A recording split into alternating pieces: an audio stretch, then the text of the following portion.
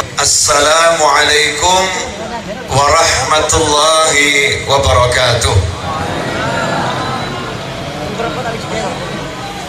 Alhamdulillah, malam hari ini Allah sekali lagi mempertemukan kita di majelis ini dalam keadaan sehat wal afiat.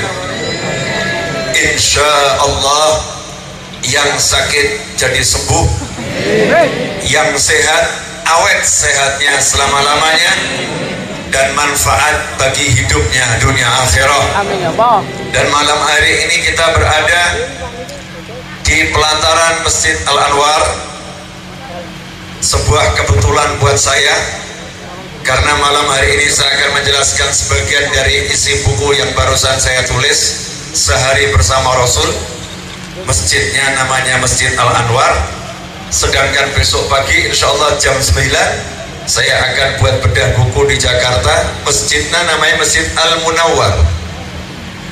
Jadi sama namanya, mirip. Yang satu cahaya, yang satu yang diterangi oleh cahaya, yang bercahaya. Semoga kita semua menjadi orang-orang yang memiliki cahaya. Karena manusia-manusia yang bercahaya, keberadaannya dimanapun dibutuhkan oleh sesama. Dimanapun dia berdiri akan menenangkan hati orang lain. Dimanapun dia berada akan bawa kedamaian untuk yang berada di sekitarnya. Siapa yang tidak membutuhkan cahaya? Karena itulah baginda Muhammad sallallahu alaihi wasallam oleh Allah Ta'ala diberi nama Nur, diberi nama cahaya.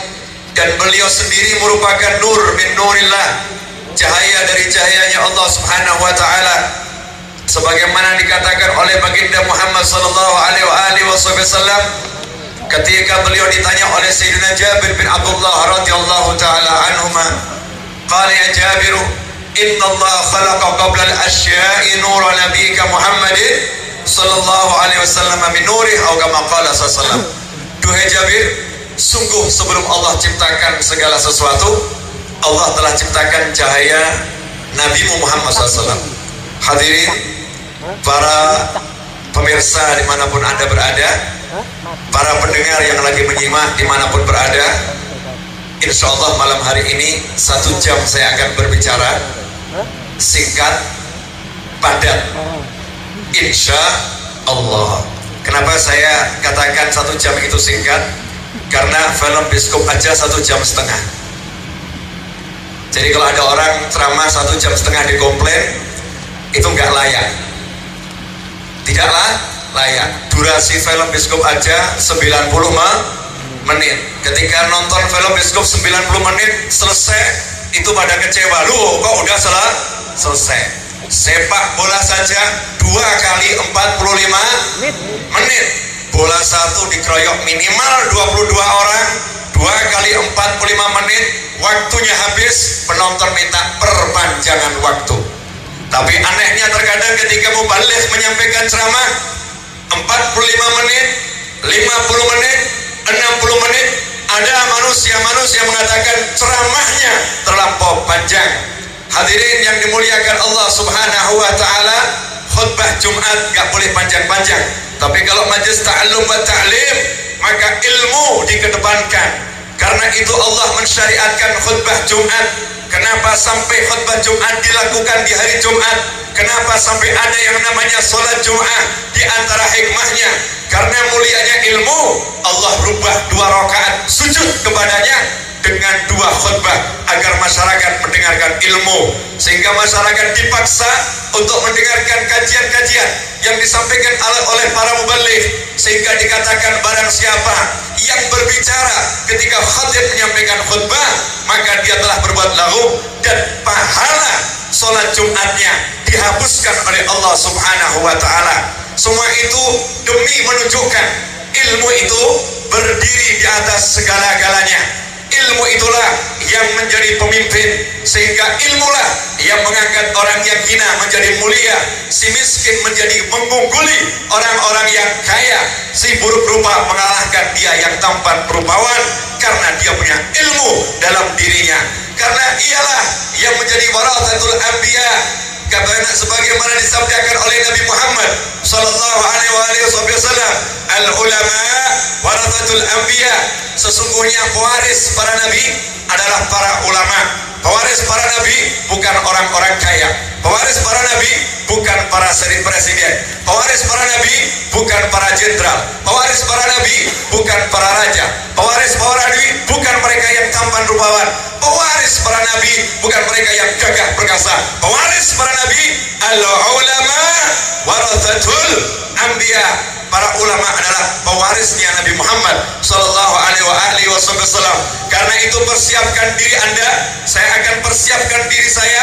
Karena itu persiapkan diri Anda untuk mengejar derajat yang tertinggi ini, yaitu menjadi waris-warisnya Nabi Muhammad sallallahu alaihi wasallam, pewaris-pewarisnya Nabi Adam alaihissalam, waris-warisnya Nabi Nuh alaihissalam, waris-warisnya Nabi Musa alaihissalam. La maqam a'la minhu, tidak ada maqam yang lebih tinggi dari itu. Jika ada maqam yang lebih tinggi dari ilmu, maka tentulah Allah akan perintahkan Nabi Muhammad sallallahu alaihi wasallam untuk selalu meminta tambahan maqam tersebut. Tetapi Rasul cuma diperintah Allah satu hal, wa qur rabbi zidni ilma, dan katakanlah, duhai Allah yang memelihara diriku, zidni ilma, berilah aku tambahan ilmu. Dan saya bersyukur malam hari ini diberi kesempatan ngomong di depan belasan ribu orang. Belasan ribu orang. Saya tidak berani ngomong puluhan karena belum hitung. Tapi kalau belasan nih kelihatan belasan dapat ini. Ya belasan dapat. Saya nggak mau jadi orang yang lebih, nggak mau jadi orang yang lebih, dan tidak mau jadi orang yang mengecilkan majelis. Majelis ini besar, tapi jumlah pastinya saya tidak tahu. Insya Allah kalau 15.000, 17.000, 19.000 insya Allah dapat ya. Tapi kalau yang hadir saya yakin miliaran, karena yang hadir bukan cuma manusia, jin, malaikat, arwah orang-orang soleh, semua juga kumpul di majelis yang seperti ini. Manusia itu cuma sedikit, bangsa yang gak kelihatan itu jauh lebih banyak, semut diantaranya. Udah semut-semut yang ada di sini jangan dikira gak menyimak majelis, jangan dikira gak ikut dengan pengajian. Banyak makhluk Allah yang ikut ngaji bersama kita. Kadang tubuh kita itu lebih khusyuk daripada kita sendiri. Kadang pakaian kita lebih khusyuk daripada kita sendiri. Banyak pakaian yang melaknat orang yang memakainya. Kadang pakaiannya bagus, tapi yang memakai gak sholat, maka pakaian itu melaknat orang yang memakai. Sungguh celaka kamu. Semoga Allah melaknat dirimu karena engkau tidak sholat kepada Allah subhanahu wa ta'ala. Hadirin yang dimuliakan Allah, kebanggaan yang kedua, karena saya dikasih hadiah sama Gus Rafiq ini. Tahu enggak ini apa ini? Tahu enggak ini apa ini? Selendang. Selendangnya siapa? Selendangnya almarhum Gus Rohim. Sengaja saya pilih pakai malam hari ini karena malam hari ini saya mau jihad di Riyadul Jannah. Kalau saya pulang gak bawa uang 1 juta, saya tidak akan pulang ke Solo. Kalau saya minimal gak bawa uang 1 juta, saya tidak akan pulang ke Solo. Dan saya akan kasih label Riyadul Jannah Bakhil. Setuju?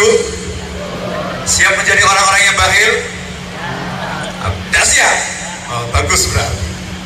Ya bernovel kalau ngomong saya naik sendiri ya, ceplas-ceplos begitu. Karena prinsip saya nggak mau mikir.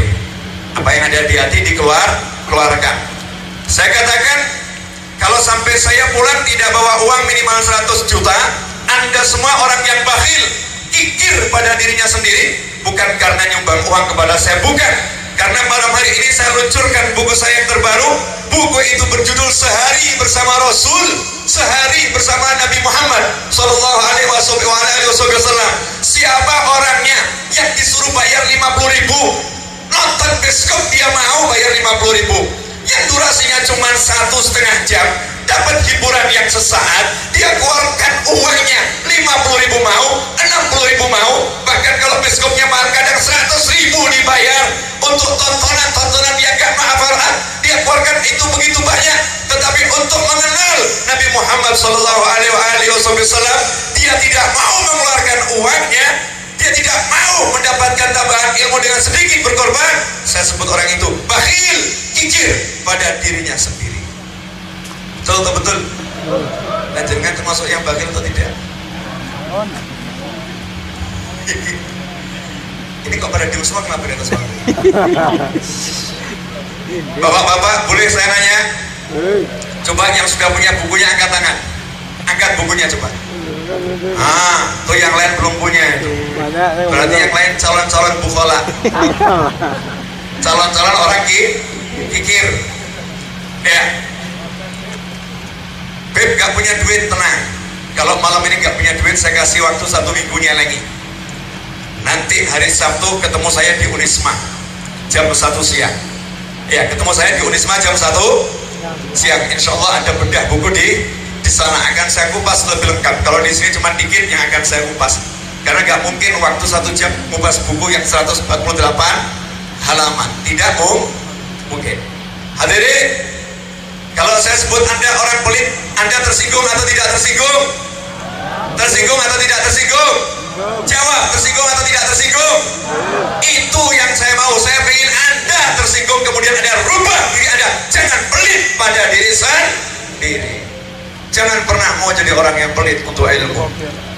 Jangan pernah mau jadi orang yang pelit untuk ilmu. Mohon maaf, saya kemarin ceramah di pesantren di Magelang.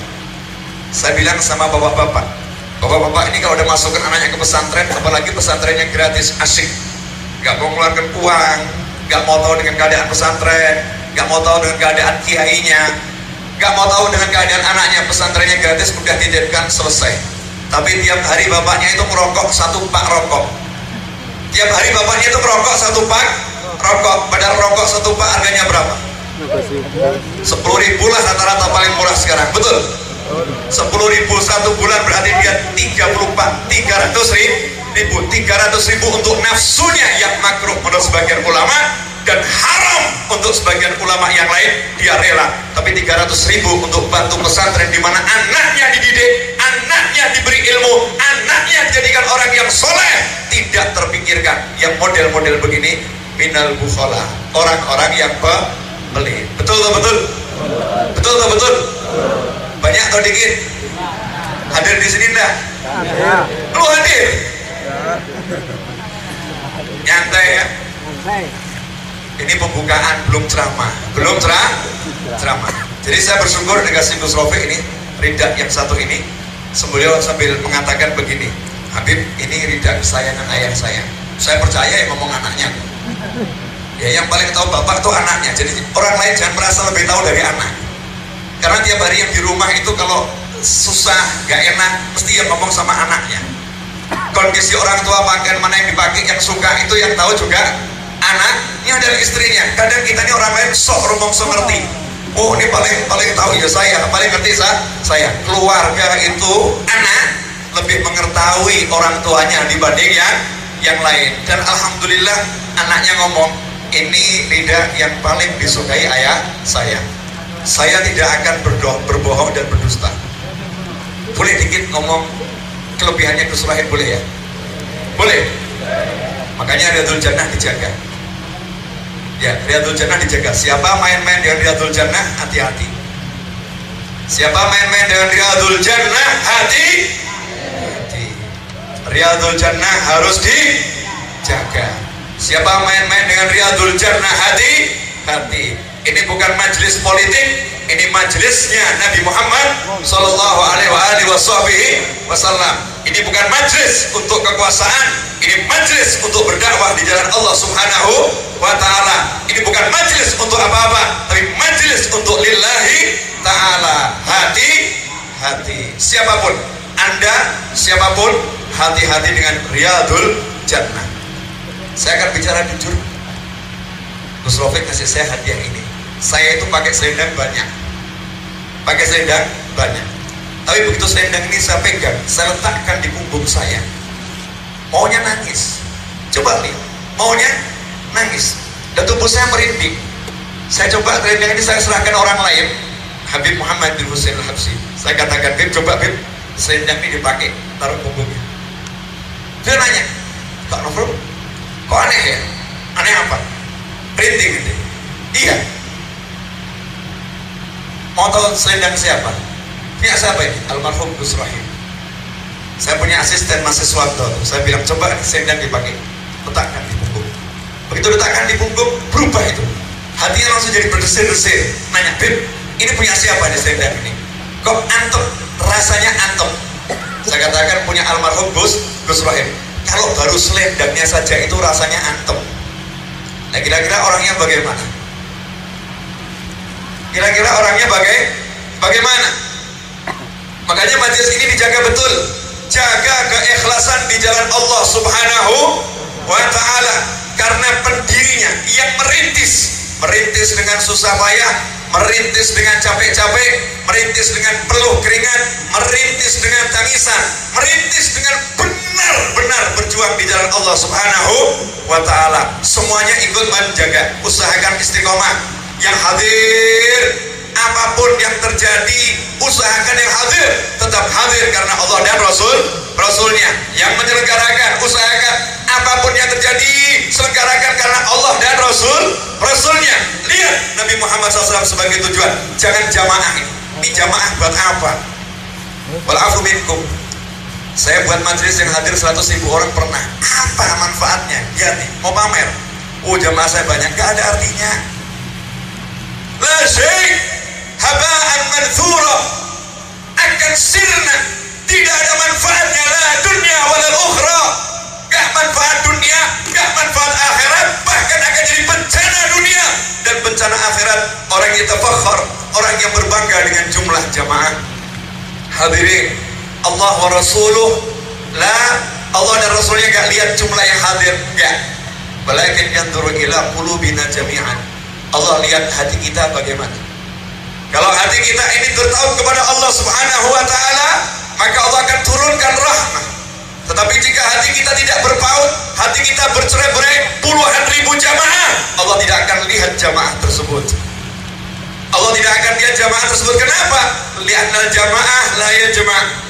Karena jamaahnya gak ngumpul, tidak ngumpul. Beda dengan sahabat radhiyallahu taala anhum. Imamnya siapa, makmumnya siapa, hati mereka saling bertaut satu dengan yang lain. Karena itu usahakan majelis ini sampai kapanpun. Dari awal saya diundang oleh Gus Rohim Riyadul Jannah, awal ceramah saya di Masjid Sabilillah, di Masjid Sabilillah saya katakan yang hadir, jangan lihat para kiai yang depan, jangan lihat habaib yang di depan. Kalau kalian hadir karena habib yang di depan, kiai yang di depan, maka kalian telah melupakan Allah Subhanahu wa ta'ala. Allah pun akan menolak kalian. Serius saya ngomong di Sabilillah waktu itu. Saya ingatkan kembali, ini habib yang di sini, kiai di sini sama dengan kalian semua, hambanya Allah. Majlis ini untuk Allah, untuk Rasulnya, bukan untuk siapapun. Dan para habaib yang kiai di sini, jangan lihat jamaah yang besar begini. Allah akan murka jika jamaah ini mengalihkan kalian dari pandangan Allah Subhanahu wa ta'ala. Jadikan Allah kul huwallahu ahad. Katakanlah Allah yang Maha Esa, Allah yang jadi tujuan. Karena banyak orang-orang yang mengelola majelis besar rusak hatinya karena jamaahnya. Dan banyak jamaah yang rusak hatinya karena punya kumpulan yang besarnya seperti ini. Mungkin orang lain tidak akan menasihati seperti ini, orang lain tidak akan mengatakan seperti ini. Tapi inilah saya suka ngomong apa adanya. Semoga yang saya sampaikan manfaat, karena yang saya inginkan majelis ini diridhoi Allah, bukan membuat senang 1-2 orang, tapi tidak membuat senang Allah Subhanahu wa ta'ala. Alhamdulillah majelisnya sudah bagus, maulidnya sudah bagus, mau'idhah hasanahnya arba'in nawawiyah sudah bagus, zikir jalalahnya sudah bagus, semuanya sudah bagus. Tinggal satu yang harus dibaguskan dan dibaguskan dan dibaguskan dan dibaguskan. Tidak boleh kurang atau turun. Niat masing-masing yang hadir maupun yang memimpin orang-orang yang hadir. Allah, Allah, Allah, la ghairuh, bukan yang lain. Setuju? Dah, itu mukadimah yang kedua. Jenengan kok tegang semua, kenapa? Wajah saya tadi kalau lihat senyum-senyum kan? Saya itu ngomongnya teriak, tapi wajahnya senyum, betul nggak? Saya tadi teriaknya wajah garang atau senyum? Senyum kan? Makanya jenengan beri saya senyum. Masa saya senyum jenengan merenggut semua? Senyummu mana wahai saudara-saudaraku? Coba senyum bareng semua. Alhamdulillah. Biar gak tegang gitu loh ya. Pak polisi sampai ikut tegang. Ini Habibnya kok seperti marah gitu. Ini senyum beliau dari dulu saya lihat senyum paling indah yang saya temukan di panggung. Betul, kalau lomba senyum beliau menang ini. Serius nih, bukan muji-muji enggak. Memang kalau udah senyum kelihatan bagus. Kan berapa kali saya ketemu dengan beliau. Saya suka memperhatikan senyumnya orang. Suka memperhatikan senyumnya orang. Gak mau perhatikan merengutnya orang. Gak enak soalnya. Hadirin, buku Sehari Bersama Rasul itu menjelaskan kehidupan Rasul 24 jam. Coba saya mau nanya, kalau anda diajak main ke rumah Rasulullah SAW, tinggal bersama Rasul 24 jam, seneng atau nggak seneng? Kalau ada film yang mengupas hidupnya Rasul 24 jam, pengen nonton atau nggak pengen nonton? Nah itu filmnya, anda silahkan bayangkan sendiri, baca bukunya, pengen beli atau tidak? Mikir kan tuh, mikir ya. Dia iklan doi memang. Maaf kalau ada mengatakan Habib Novel iklan buku. Iya, saya iklan buku, saya iklan ilmu. Kenapa? Lo orang jual rokok aja demi merusak jantungnya orang, paru-parunya orang, iklan macam-macam, bahkan rok mini. Betul kan? Betul. Dipamerkan. Biar apa? Orang mau beli rokok. Nah, ini orang mau mengenal Rasul kok saya nggak pamerkan. Ini Rasulullah. Saya lagi memperkenalkan Rasulullah kepada saya dan anda semua. Karena itu adalah kehidupan Nabi Muhammad Sallallahu Alaihi Wasallam, bukan kehidupan orang lain. Siapa di sini yang tidak pengen sukses? Coba angkat tangan. Gak ada apa? Yang pengen sukses coba angkat tangan. Ayo tunjukkan tuh semangat sukses. Pengen sukses? Oh, ini berdua nih, anak kecil-kecil nih. Ya adik-adik kita ini. Wah pengen, sama senyum. Saya minta 2 buku gratis buat 2 adik saya. Tolong, ini nih, kudung orange sama putih. Semangat senyum. Tuh ya, tuh adik yang kudung putih sama orange. Perempuan ya, adik perempuan kecil-kecil.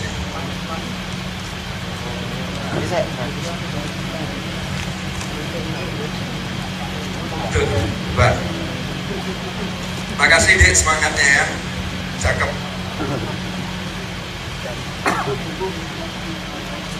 Udah siap dengar? Tuh lihat tuh, baru angkat tangan udah sukses dia. Betul kan? Saya nggak pernah berencana loh bener kasih hadiah yang hadir nggak mau saya. Pulang mau bawa 100 juta. Ternyata yang kebobolan tuh 100 ribu. Karena semangatnya luar biasa. Wah, sama senyum gitu kan, beneran. Maka Allah kasih. Siapa pengen sukses? Gampang, gak usah repot-repot, gak usah cari yang namanya motivator, gak usah cari sampel orang terkaya di dunia, Bill Gates dan lain sebagainya. Nabi Muhammad SAW itu manusia terkaya di alam semesta, bukan cuma di dunia, di alam semesta. Manusia paling sukses di alam semesta. Kenapa kita noleh kepada yang lain-lain? Kenapa? Laqad kana lakum fi Rasulillahi uswatun hasanah liman kana yarjullaha wal yawmal akhirah wa dzakarallaha katsira. Allah yang ngomong, mau sukses itu contoh Nabi. Udah lengkap dalam diri Nabi, contoh buat kalian semua. Jadi kalau dibilang Nabi susah dicontoh, Nabi gak bisa dicontoh, salah. Nabi itu telah menempatkan dirinya mudah dicontoh oleh siapapun, karena yang menjadikan beliau contoh adalah Allah Subhanahu wa ta'ala. Cuman ada syaratnya, orangnya mau mencontoh. Nah, yang mau mencontoh siapa? Liman kana yarjullah, orang-orang yang memang ingin hidupnya cari ridhonya Allah semata. Orang-orang yang memang yang diharapkan adalah segera kiamat tiba, biar bisa pindah segera ke alam akhirah. Orang-orang yang senantiasa berzikir kepada Allah Subhanahu wa ta'ala. Saya yakin insya Allah kita termasuk orang-orang tersebut. Betul? Nah kalau kita termasuk orang tersebut, berarti kita pengen meneladani Nabi Muhammad SAW. Rasul membagi waktu hidupnya menjadi 4. Waktu siang pagi, waktu siang, waktu sore, waktu malam. Gak lebih dari itu. Coba sekarang kita mulai samakan waktu pagi kita. Apakah sama dengan waktu paginya Nabi Muhammad Sallallahu Alaihi Wasallam? Kalau kita pengen sukses, ya syaratnya disamakan, dicontoh. Nah kalau nggak sama, semakin jauh, semakin nggak sukses. Semakin mirip, semakin sukses. Itu hukum pasti, bukan hukum kira-kira, bukan hukum apa iya toh, masa mana mungkin, nggak begitu. Pasti sukses. Syaratnya satu, miripkan dirimu dengan Nabi Muhammad Sallallahu Alaihi Wasallam. Mulai besok pagi saya mengajak Anda semua, khususnya diri saya sendiri, merubah pagi kita agar sama dengan paginya Nabi Muhammad SAW. Siap? Pasang niat dulu, pasang niat. Mau sukses gak? Mau sukses gak? Pasang niat. Mulai besok pagi, ya Allah, saya akan samakan pagi saya dengan paginya Nabi Muhammad Sallallahu Alaihi Wasallam. Waktu pagi itu dimulai dengan datangnya waktu subuh. Dengan datangnya waktu subuh, bukan terbitnya matahari. Waktu subuh tiba, yakni adzan subuh, Allahu Akbar, Allahu Akbar. Itu waktu pagi.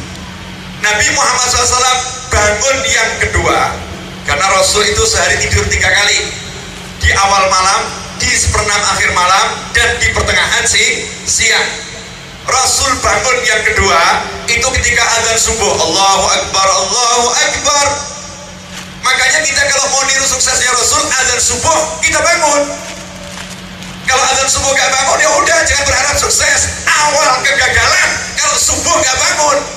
Makanya kalau selama ini kok hidup gak enak, hidup susah, rezeki seret, ya karena subuh kita gak beres, pagi kita gak benar. Kita gak meneladani Nabi Muhammad Sallallahu Alaihi Wasallam. Rasul bangun ketika ada subuh. Bahkan pernah dilaporkan pada Rasul Muhammad SAW, ya Rasulullah, fulan ini bangunnya kesiangan, saya bangun kesiangan. Fulan bangunnya kesiangan sehingga gak sholat subuh. Sholat subuhnya matahari udah terbit. Bagaimana dengan orang yang seperti ini? Maka jawaban Rasul sederhana, ba'da syaitan fi udhuni. Maka bakalah sesalam. Iya, dia adalah seseorang yang telinganya dikencingi oleh setan. Dia adalah seseorang yang telinganya dikencingi oleh setan. Saya mau nanya, Nabi Muhammad SAW itu pribadinya halus atau kasar? Halus. Tapi ucapan ini terkesan halus atau kasar? Kasar. Terkesan kan? Kasar. Telinganya dikencingi setan. Siapa yang ngomong?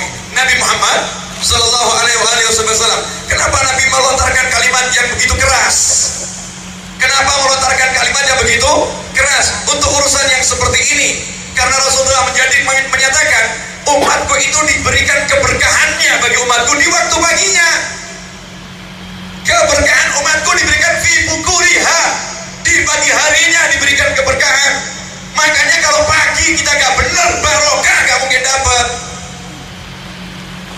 Bener ini, ikut maulid subuh hilang. Sering atau sering? Jangan salahkan maulidnya. Kadang ada orang nyalahkan maulidnya. Oh itu maulid, majelis sampai jam 1, jam 2. Majelisnya nggak salah, kamunya yang salah. Mulai yang lain datang majelis sampai jam 3 subuh ya bisa kok. Kalau kamu ketiduran, bukan majelisnya yang salah, kamunya yang salah. Jangan salahkan majelis, kadang jadi orang nggak normal.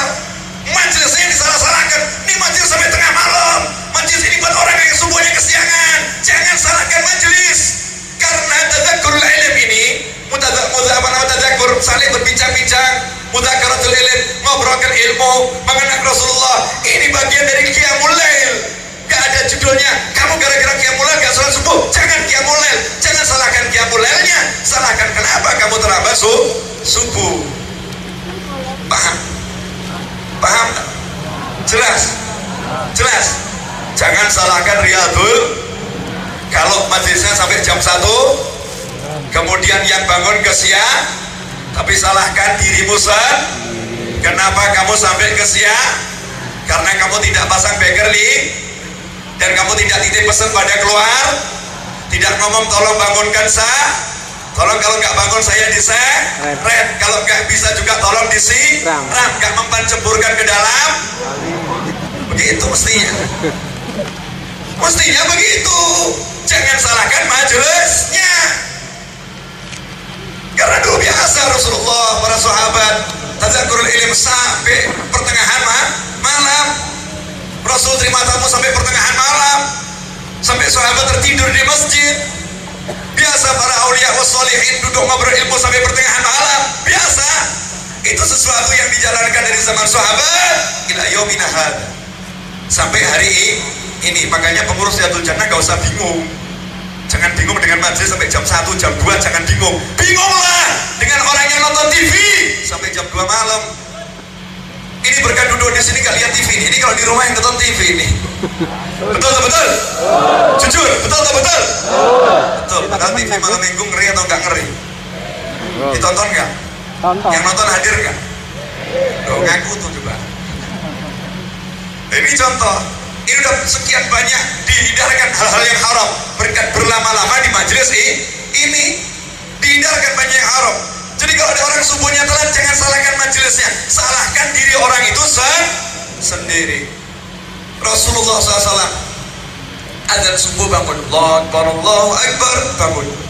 Kenapa? Keberkahan pagi itu kunci keberhasilan.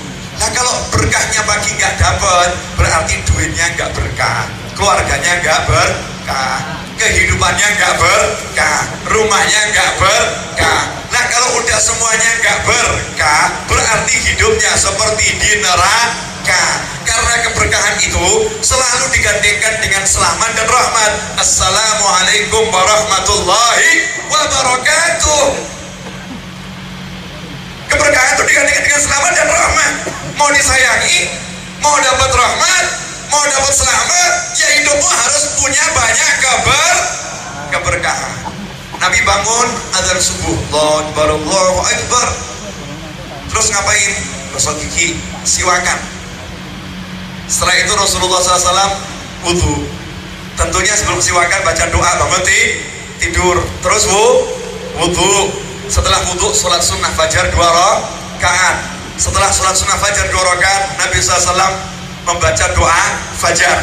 Setelah doa fajar Rasul baca zikir ba'da doa fajar. Zikir setelah doa fajar. Coba saya mau nanya, sudahkah kita melakukan yang seperti itu? Dalam proses. Mulai malam hari ini kita proses lebih cepat lagi. Pengurusan SIM kalau lama Anda lapor kepada beliau, gitu kan? SIM nggak selesai dalam proses, betul kan? Kita minta cepat agar SIM-nya bisa diproses lebih cepat. Maka amal soleh jangan ngomong dalam proses kelamaan, dalam proses juga dipercepat. Karena kalau SIM belum jadi keluar paling ditilang Pak polisi. Tapi kalau amal nih kita tinggalkan, yang hilang malaikat mungkar wa nakir. Kira-kira kalau ditilang malaikat mungkar wa nakir bisa ngelak? Nggak bisa lelak. Kalau Pak polisi masih baik, maaf Pak, SIM-nya dalam proses, mungkin dimaklumi. Tapi kalau malaikat mungkar wa nakir, kenapa kamu tidak sholat subuh? Dalam proses malaikat. Paham? Nomor 1, rangkaian sebelum sholat subuh. Makanya saya temukan masjid-masjid yang aneh. Takmir masjid jangan tersinggung. Saya ingin memberikan wacana yang benar, wacana yang benar. Saya sering temukan masjid yang aneh. Allahu Akbar, adzan subuh. 5 menit kemudian qomat. 5 menit kemudian qomat. Saya mau nanya, ini yang dicontoh siapa? Ini jangan-jangan ini imamnya terlalu egois. Imamnya egois. Pokoknya saya udah bangun, saya jadi imam, ayo sholat. Terlambat ya udah, bukan urusan gue. Siapa suruh kamu bangun kesiangan? Ini imam yang egois. Lalu bagaimana dengan Rasulullah SAW? Rasulullah bangun tidur, gosok gigi, siwakan, Rasulullah baca doa, Rasulullah wudhu, sholat sunnah fajar 2 rakaat, kemudian baca doa fajar, kemudian zikir subhanallah bihamdi, subhanallahil azim, astagfirullah 100 kali. Kemudian ya hayyu ya qayyum la ilaha illa anta 40 kali. Setelah itu Rasul rebahan di samping istrinya. Kalau istrinya tidur, kalau istrinya udah bangun, Rasul ngajak ngobrol istrinya. Mungkin ada yang nanya, masa istri Rasul masih tidur? Ya, kali gak sholat kok. Kalau lagi gak sholat kan tidur ya wajar-wajar saja. Rasul kalau istri tidur ya Rasul rebahan. Kalau istri udah bangun diajak ngobrol. Saya mau nanya, apakah Rasul langsung loncat ke masjid? Tidak, nunggu panggilannya Bilal, dan Bilal baru manggil. Kalau jamaah semua udah kumpul di dalam masjid, baru Bilal manggil, ya Rasulullah, waktunya sholat. jamaah udah kumpul. Coba sekarang kita hitung menitnya. Kira-kira baca doa bangun tidur, siwakan, kemudian wudhu, sholat sunnah fajar, doa fajar, kemudian baca tasbih 100 kali, istighfar 100 kali, tahmid 100 kali, kemudian ya hayyu qayyum la ilaha illa 40 kali, kemudian rebahan sesaat sejenak. Itu kira-kira berapa menit? Kurang lebih 30 menit. Kalau adzan subuh setengah 5 berarti kurang lebih Nabi sholat subuh jam berapa? Jam 5. Ini kalau diterapkan insya Allah masjid itu penuh. Kalau banyak masjid kok gak penuh, jangan salahkan dulu jamaahnya. Sering ngomong nih masyarakat males, nanti dulu. Mungkin takmir masjidnya terlalu egois. Umumkan kepada masyarakat diundang rapat sholat subuh. Pernah? Belum kan? Karena Rasul itu melihat keadaan para sahabat, dikumpulkan, udah kumpul, kasih tahu ini sholat subuhnya setengah jam setelah adzan subuh. Jadi kalau ada yang terlambat bangun, silahkan ke masjid. Sayang kalau tidak sholat subuh di masjid. Kasih tahu. Karena keberhasilan Islam di situ fi bukuriha, pagi harinya. Kalau pagi harinya udah beres, udah benar beres, itu hidupnya satu hari. Bukan cuma satu hari loh ya. Kalau satu hari beres berarti hari berikutnya beres. Hari berikutnya beres berarti seumur hidup beres. Kalau seumur hidup beres berarti akhiratnya beres. Kuncinya pagi. Siap mencontoh? Siap. Pasang niat yang baik. Ilmu ini saya praktekkan untuk anak saya. Saya mau tahu Nabi itu susah dicontoh atau berat dicontoh. Anak saya umurnya 7 tahun. 7 tahun. Tidurnya doyan tidur. Tidurnya doyan tidur, namanya anak-anak. Belum wajib sholat, tapi udah usia tamyiz. Rasul perintahkan anak usia 7 tahun, perintahkan sholat, tapi masih perintah aja, belum sampai dengan kekerasan. Saya coba ini. Rasul bilang adzan subuh suruh bangun. Saya praktekkan, nah ayo bangun nak, subuh. Nah ayo bangun. Saya dudukkan dengan lemah lembut, bukan dengan marah. Saya dudukkan, ayo bangun, ayo kita ke masjid. Hasilnya senang diajak ke masjid, bisa ke masjid, subuh di masjid bisa. Anak kecil, masa anak kecil umur 7 tahun dibangunkan bisa, bapaknya umur 50 tahun tidak bisa bangun. Keterlaluan nggak? Jadi yang salah siapa? Bapaknya atau anaknya? Baik. Paham? Jadi buku ini mengupas pertama kali kunci keberhasilan apa? Waktu pagi Rasul itu dimanfaatkan sebaik-baiknya. Coba kalau jamaah Riyadhul Jannah ini tiap subuh ke masjid semua, kira-kira Malang geger? Geger? Hah? Ini ada apa nih masjid-masjid Malang kok penuh sekarang ya? Gara-gara ceramahnya Habib Novel di Riyadhul Jannah. Oh bagus, pahalanya saya ambil semua. Udah Habib Rahman gak usah dikasih, udah kebanyakan pahala soalnya. Iya ini udah tiap malam minggu kan ya. Apalagi Habib yang di pojok situ, itu Simtu Durar gak selesai kalau doanya gak dibaca beliau. Habib Rahman udah capek-capek wala qadita sofa sallallahu alaihi wasallam, beliau gak mau baca doa ya maulid gak rampung. Maulid gak rampung berarti belum baca maulid. Ajib ya. Memang kita harus fastabiqul khairat, berlomba-lomba mengejar kebaikan seperti itu. Cuman kadang bagian lampu protes, Beb, kalau begitu Beb, kalau memang masalahnya seperti itu ya udah Beb, lampunya saya matikan. Lo jangan, bisa baca nanti nih, repot. Ternyata di bagian lampu yang juga ngambil pahala begitu besar. Wah ternyata sound system marah juga. Loh, emangnya pegang kuasa lampu? Ya udah listrik ada, kalau saya matikan speakernya siapa yang bisa denger?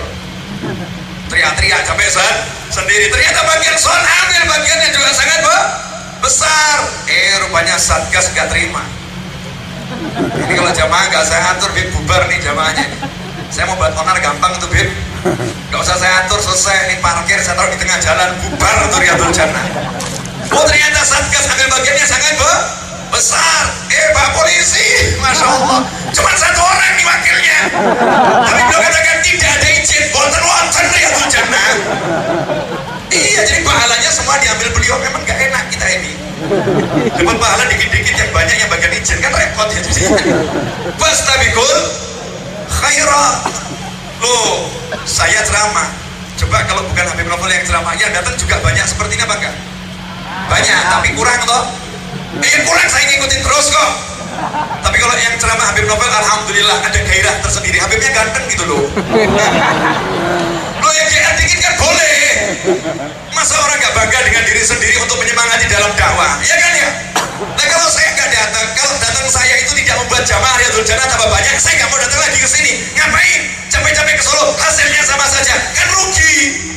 Yang ngundang saya rugi. Kita diundang ini agar jamaah semakin istiqomah, semakin banyak. Kalau sama saja ya udah, kalian yang ceramah, selesai. Paham toh maksud saya?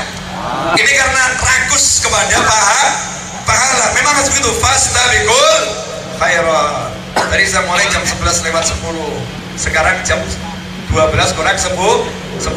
Berarti masih ada 20 menit lah lagi. Tenang. Saya janji satu jam. Jangan coba bayangkan, insya Allah saya jam 9 pagi ceramah di Pancoran, di Masjid Al-Munawwar di Jakarta. Jam berapa saya harus terbang dari Surabaya?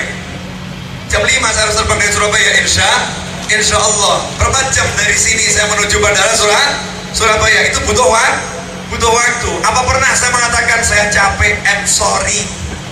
Enggak kan? Mau capek gak capek, ya pokoknya harus berceramah. Mau sakit gak sakit harus ceramah. Makanya jenengan ya begitu, capek gak capek malam minggu dah datang. Deket aja kok repot. Paham? Pokoknya pahala ingat ya buat saya ya. Beliau gak usah dikasih. Setuju? Gus Rafi dapat apa? Oh ini dapat paling besar nih beliau ini. Ini dapat paling besar. Pahala birrul walidain. Karena ini majelis saya ini bukan majelisnya Habib Rahman, bukan majelisnya Habib siapapun, bukan majelisnya Kiai siapapun. Ini majelisnya Gus Rahim. Beliau yang mendirikan. Anaknya mau hadir, mau duduk. Saya jadi beliau belum tentu mau. Malam minggu, ngopi di kafe asik, daripada lihat wajah-wajah model begini butek, anak muda mau disuruh duduk bersila di sampingnya yang tua-tua, diajak ngobrol kadang gak nyambung ya ya. Oh iya toh, kadang diajak ngobrol gak nyambung karena dimensi dunianya berbeda, tapi menempatkan diri, maksakan diri, hargai. Itu tidak mudah karena birrul walidain. Pahala birrul walidain tidak ada yang bisa mengalahkan. Terus Anda dapatnya apa? Gampang, kalau jenengan gak datang bubar ini. Ya toh, betul ya? Betul. Jadi semua dapat. Boleh dilanjutkan? Itu iklan tadi, iklan. Ya masa ceramah nggak pakai iklan? Kan perlu ada iklan nih. Setuju? Jadi Habib Novel pakai ridanya Gus Rahim, beda penampilannya. Beda. Oh tambah ganteng. Masya Allah. Saya kira nambah yang lain. Nambah pinter gitu ya. Atau cuma nambah ganteng. Kira-kira pinternya nambah enggak? Saya yakin nambah. Karena ada barokah. Ini ada barokah. Al-madad fil mashhad. Orang kalau mau dapat barokah seseorang harus yakin. Kalau nggak yakin nggak dapat apa-apa. Nggak dapat apa-apa. Mungkin ini bagi orang lain, cuma gaib. Bagi orang lain, buat saya lain. Buat saya lain. Karena saya meyakini yang saya yakini al-madad fil mashhad. Boleh dilanjutkan? Apa yang dilanjutkan? Bukunya. Jadi Rasul kurang lebih sholat subuh setengah jam setelah adzan subuh berangkat ke masjid ngimamin. Cakep. Udah kita nggak usah niru panjangnya sholatnya Nabi, nggak kuat pasti tidur dalam sholat. Nabi sholat subuh itu bacaannya sepanjang 90 sampai 100 ayat. Jadi kurang lebih yang dibaca sepanjang surat Yasin, rakaat 1 kedua digabung itu sepanjang surat Yasin 60 sampai 100 ayat. Surat Yasin kurang lebih dibaca dengan tartil pelan-pelan, kurang lebih 15 menit dengan ruku, sujud, i'tidal dan lain sebagainya. Berarti kurang lebih sholat subuh Nabi 20 menit. Udah pernah praktek sholat subuh 20 menit? Jadi Rasul kurang lebih sholat subuh setengah jam setelah adzan subuh berangkat ke masjid ngimamin. Cakep. Udah kita nggak usah niru panjangnya sholatnya Nabi, nggak kuat pasti tidur dalam sholat. Nabi sholat subuh itu bacaannya sepanjang 60 sampai 100 ayat. Jadi kurang lebih yang dibaca sepanjang surat Yasin, rakaat 1 kedua digabung itu sepanjang surat Yasin 60 sampai 100 ayat. Surat Yasin kurang lebih dibaca dengan tartil pelan-pelan, kurang lebih 15 menit dengan ruku, sujud, i'tidal dan lain sebagainya. Berarti kurang lebih sholat subuh Nabi 20 menit. Udah pernah praktek sholat subuh 20 menit? Besok dicoba sekali saja, tidur pasti 20 menit. Jadi kalau sholat azan subuh jam setengah 5, sholat subuh jam 5, selesai sholat jam setengah 6 kurang 10, kan begitu ya. Ini kalau Nabi Muhammad SAW. Udah kita tiru sampai jam 5 nya, sholat subuhnya 7 menit aja deh. Sholat subuh 7 menit. Habib, dalilnya apa? Rasul kok sholat subuhnya sepanjang itu? Baca aja di buku itu, yang riwayat Bukhari, riwayat Muslim disebutkan itu. Bahkan dalil yang mendukung, sahabat itu mengatakan dulu kami sholat subuh ketika salam assalamualaikum warahmatullah, ketika salam kami itu bisa kenal, baru bisa kenal siapa di samping kami setelah salam. Jadi sebelum salam gak kenal yang di sampingnya siapa. Kenapa? Peteng dedek masjidnya belum ada lampu, belum ada templok, belum ada titir, sehingga masuk masjid gak ngerti ini siapa ini ya. Apalagi kulitnya hitam kayak Syekh, gak kelihatan. Ya, semakin gak kelihatan. Ya kalau Habib di pojok sana kan putih, ya Beb ya. Tapi kalau hitam sama putih di samping itu kelihatan itu nanti. Yang putih kelihatan semakin putih, yang hitam kelihatan semakin hitam. Tapi hitam itu bukan berarti jelek loh ya. Hitam manis. Boleh dilanjutkan? Masih gelap. Begitu assalamualaikum warahmatullahi kelihatan. Oh ternyata ini Habib Rahman di samping saya kelihatan. Oh ternyata ini Syekh Fulan di samping saya kelihatan. Oh ternyata Kiai Fulan di samping saya baru kelihatan setelah salam. Berarti Nabi itu selesai sholat subuh matahari sudah hampir terbit. Nabi sholat subuh selesainya matahari sudah hampir terbit. Setelah itu ngapain? Rasulullah tetap menghadap ke kiblat cuma sesaat, mengucapkan astagfirullah, astagfirullah, astagfirullah. Allahumma antas salam wa minkas salam tabaraka rabbana wa ta'alaita ya dzal jalali wal ikram. Ini riwayat yang paling pendek. Ada riwayat-riwayat yang agak panjang dari riwayat ini. Setelah mengucapkan itu Rasul berbalik. Berbaliknya dibagi menjadi 3. 1 menghadap ke kanan 90 derajat, 1 menghadap ke kiri 90 derajat, 1 berputar 180 derajat. Kenapa Rasul kok pindah-pindah ke satu arah? Karena sahabat itu pengen lihat Nabi Muhammad SAW. Sehingga para sahabat kalau sholat yang dikejar soft bagian kanan. Sebab Nabi kalau udah selesai serong ke kanan, sahabat ngejar soft bagian kanan sehingga soft kiri jadi sedikit. Nah ketika Rasul serong kanan, sahabat yang di kanan senang semua lihat Rasulullah. Kenapa? Karena Rasul barusan sholat, selesai sholat. Sedangkan Rasul kalau sholat itu mi'raj, ketemu Allah subhanahu wa ta'ala. Sahabat merasa senang karena melihat wajah yang barusan ketemu Allah subhanahu wa ta'ala. Itu tiap pagi yang dilihat sahabat. Makanya Rasul bersabda, sungguh beruntung orang yang melihat aku, atau melihat orang yang melihat aku, atau melihat orang yang pernah melihat orang yang melihat aku. Artinya sungguh beruntung para sahabat, sungguh beruntung para tabi'in, dan sungguh beruntung para tabi'in. Jelas? Setelah itu doa zikir seperti biasanya. Tapi yang di bagian belakang ini kiri kan iri, gak lihat. Maka Rasul terkadang serong kiri, sehingga yang udah nunggu di kanan kecilik. Ya kecilik bahasa Indonesianya apa? Tertipu. Hah? Lain, bukan tertipu. Kecewa juga enggak, terkecoh. Nah, terkecoh. Jadi sahabat yang sebelah kanan itu terkecoh, ternyata Rasul kiri, yang kiri senang, oh Rasul lihat saya. Nah yang di belakang Rasul persis rotok gelo, kok gak bisa lihat Rasul full, cuma dikit. Makanya Rasul terkadang baliknya 180 derajat, sehingga di belakangnya juga puas, karena Rasul ingin memuaskan seluruh sahabat radhiyallahu ta'ala anhum ajma'in.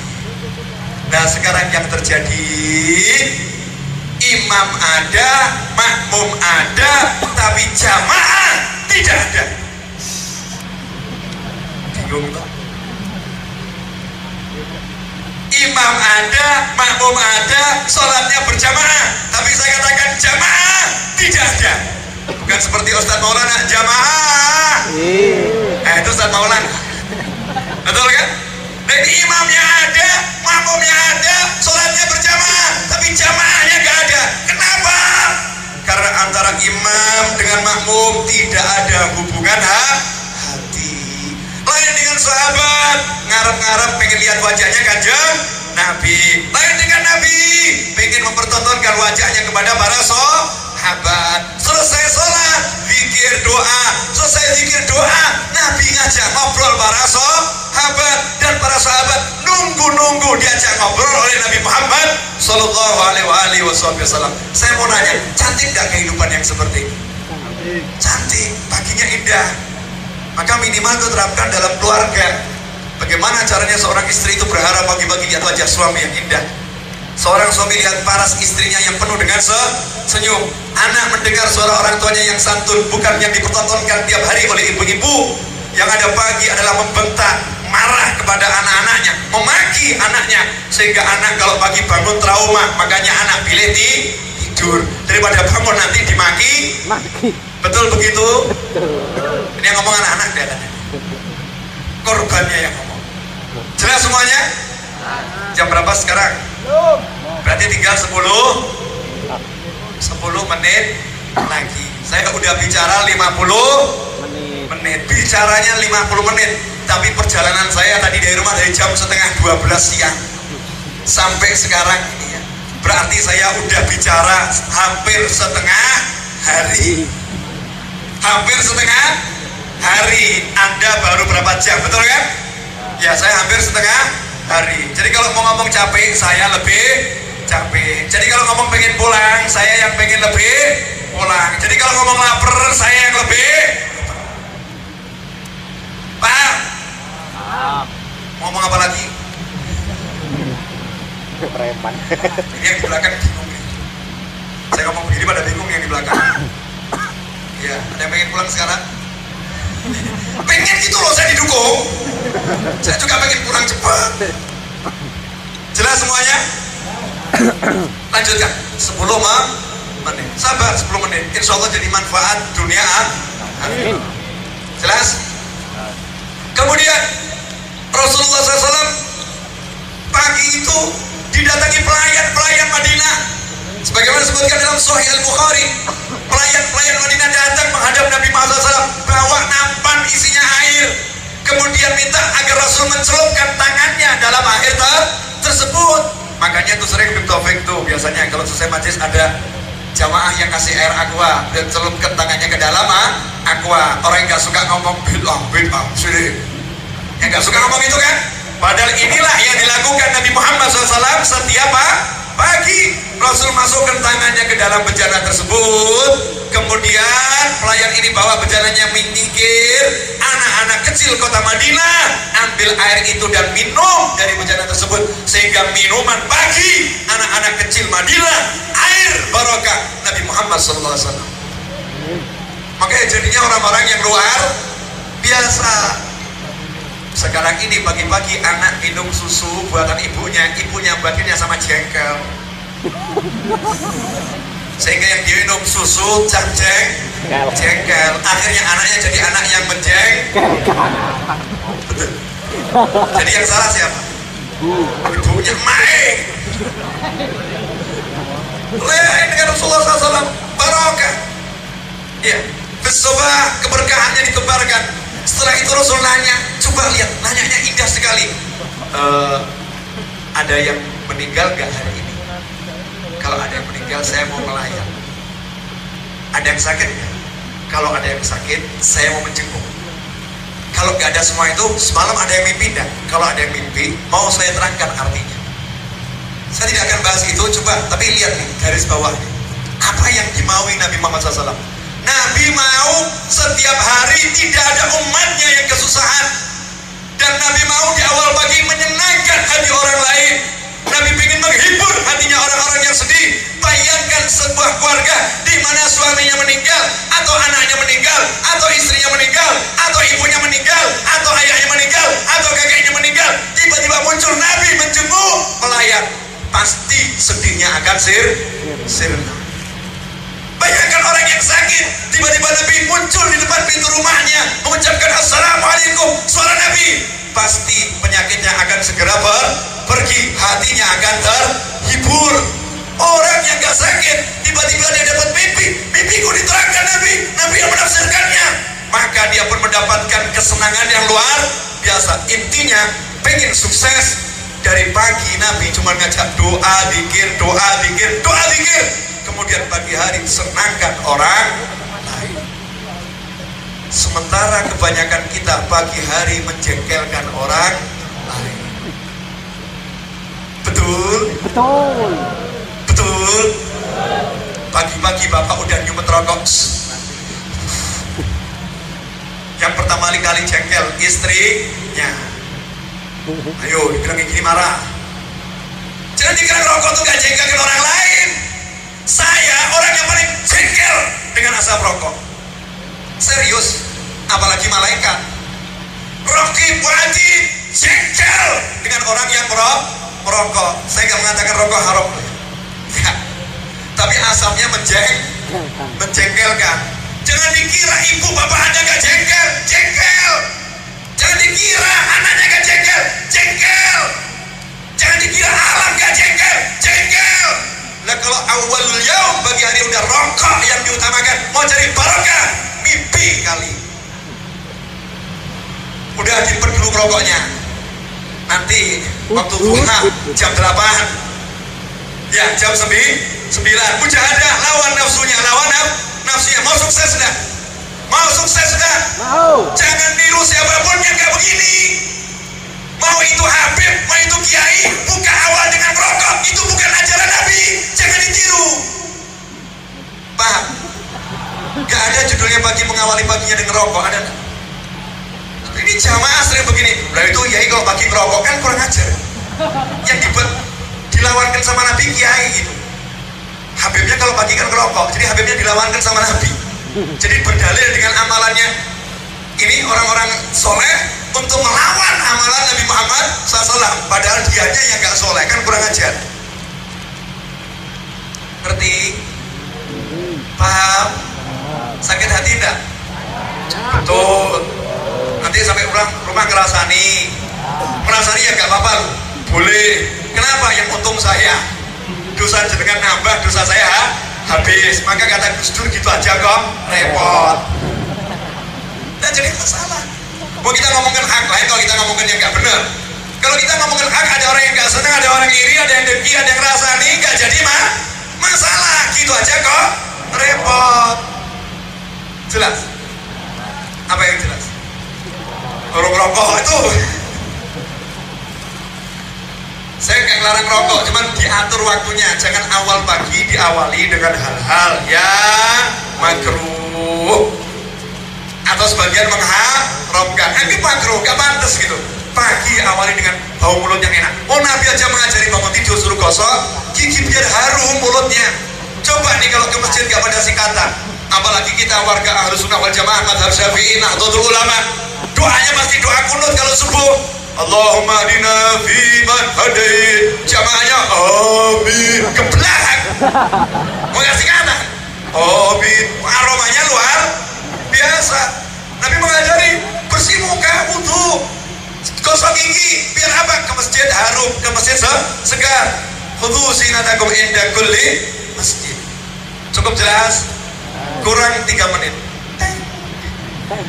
4 menit. Jangan protes. Protes. Perjanjian udah kita utarakan di depan tadi. Iya, setuju? Apa terus? Yang lanjutkan nanti beli bukunya dibaca di rumah masing-masing. Kalau belum puas, nanti hari Sabtu depan tanggal 28 Maret, insya Allah jam 1 sampai jam 4 sore atau setengah 5 di Unisma. Siap datang? Allah enggak ya? Siap, tapi orang teko. Ya, siapkan yang belum beli buku, siapkan tabung beli bukunya. Saya jamin gak rugi. promosikan buku saya seperti ini. Tidak rugi. Karena yang satu ini judulnya beli bukunya, raih musolanya, kan keren. Mosok beli buku dapat pahala bangun musola. Beli bukunya, raih musolanya. Buku ini saya terbitkan diantaranya untuk melunaskan hutang saya 1,3 M yang 2 bulan lagi harus lunas. Jadi kalau Anda beli buku itu, pahalanya pahala bangun musola. Gak usah pakai pahala bangun musola. Beli buku itu udah dapat pahala yang luar biasa. Kenapa? Karena pengen punya kehidupannya Rasulullah SAW. Berarti di hatinya ada rasa cinta pada Rasulullah. Jelas? Nah, teman-teman Riyadul Jannah, silakan nanti di akhir majelis silakan berkeliling. Ya, biar kelihatan yang jualan di mana. Yang pengen beli harganya 50.000. Kalau belum bawa duit tanya temennya, "Kau duit apa rawat?" 20, aku duit 30. Patuh. Apa yang jelas? Bukunya jelas. Setelah bukunya jelas, apa lagi yang jelas? Beli. Setelah belinya jelas, apa lagi yang jelas? Duit, ya kan? Kalau duitnya jelas, maka dapat pahala musola. Mau atau nggak mau? Mau atau nggak mau? Mau atau nggak mau? Udah cukup modal mau. Itu sudah dapat pahala yang luar biasa. Alhamdulillah hadirin dimuliakan Allah Ta'ala. Saya mohon maaf kalau cara ngomong saya seperti ini ya, minta maaf ya. Tapi inilah novel bin Muhammad Al-Idrus. Dari dulu saya di awal Riyadul Jannah sampai hari ini gaya saya tidak berubah. Coba lihat rekaman saya, ya begini. Dan satu hal yang cukup membahagiakan saya, Gus Rohim di akhir umurnya majelis terakhir bareng dengan saya. Coba simak rekamannya. Di situ saya mengungkapkan kehidupan orang ini setelah ini mau kemana, setelah ini mau kemana. Saya katakan begitu. Setelah ini mau mati, mau pindah ke alam akhirat. Coba simak itu rekamannya. Terakhir saya duduk dengan Gus Rahim di majelis. Apa ceramah saya? Apa yang saya sampaikan? Beli itu DVD-nya milik Riyadul Jannah, pelajari dan lihat apa kata Gus Rahim. Ar-Raudhah adalah Riyadul Jannah dan Riyadul Jannah adalah Ar-Raudhah. Jelas? Yang ngomong bukan saya. Tadzakuran bi ni'mah wa tahaddutsan bi ni'mah. Saya cukup senang karena majelis ini dianggap majelis saya dianggap majelis beliau. Karena itu kemarin waktu haul itu yang masuk majelis Ar-Raudhah itu cuman berapa kelompok pengajian yang boleh saya nanya dari mana? Riyadul Jannah, monggo masuk. Serius nanya itu di depan ada yang jaga kan? Karena kalau semua diumbar masuk repot nanti, banyak barang yang hilang. Bener, banyak barang yang hilang. Banyak teman-teman saya tidur HP-nya hilang karena kita nggak kenal siapa yang masuk. Saya tanya dari mana? Riyadul Jannah. Katanya KTP kapan? Riyadul Jannah. Masuk. Bener. Dari mana? Riyadul Jannah. Masuk. Dari mana? Riyadul Jannah. Masuk. Untuk daerah Tulungagung ada Masjid Rosso milik sepupu saya itu. Dari mana? Rosso. Silakan masuk. Dari mana? Silakan masuk. Cuma 3 tempat majelis yang saya izinkan masuk. Lainnya walaupun jenderal tidak saya izinkan masuk. Kalau tidak jelas identitas majelis. Kalau tidak jelas identitas majelisnya, itulah manfaatnya silaturahim. Demikian, mohon maaf. Semoga barokah, semoga manfaat. Saya mau minta satu Fatihah ya. Al-Fatihah untuk ayah saya dan ibu saya. Semoga sehat walafiat dunia akhirah, panjang umur sepanjang-panjangnya, bahagia dunia bahagia akhirah, manfaat dunia manfaat akhirah, selamat dunia selamat akhirah, dilindungi dari godaan dunia, dilindungi dari segala keburukan dunia dan akhirah, dijadikan hidupnya barokah bagi dirinya, keluarganya dan teman-temannya serta anak keturunannya. Begitu pula orang tua kalian semua. Al-Hadiniyah Al-Fatihah.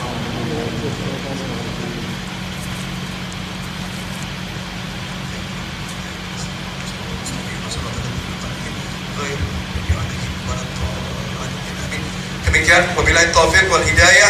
Wassalamualaikum warahmatullahi wabarakatuh.